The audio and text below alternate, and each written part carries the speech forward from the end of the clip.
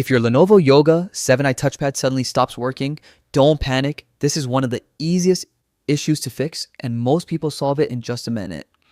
Let's walk through the quickest and most reliable methods to get your touchpad working again. First, open the Start menu and type Bluetooth and Devices. Open that settings page, and inside the menu, you should see an option called Touchpad. Depending on your Windows version, it might appear in the left sidebar or under the Devices section. Once you find it, check the touchpad toggle. If it's turned off, simply switch it back on. You'd be surprised how often this gets disabled accidentally.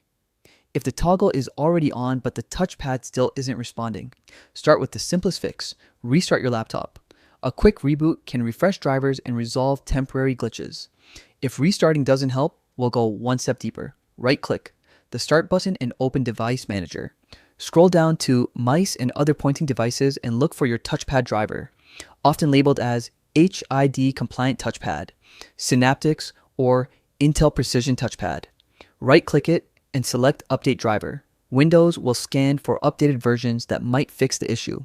And here's something many Yoga 7i users overlook.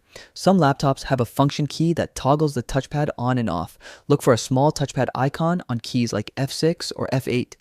Press that key together with the FN key to re-enable the touchpad instantly. Using these steps, you can usually fix the touchpad without any tools or repairs or complex troubleshooting. If this helped you out, make sure to check out more quick guides like this.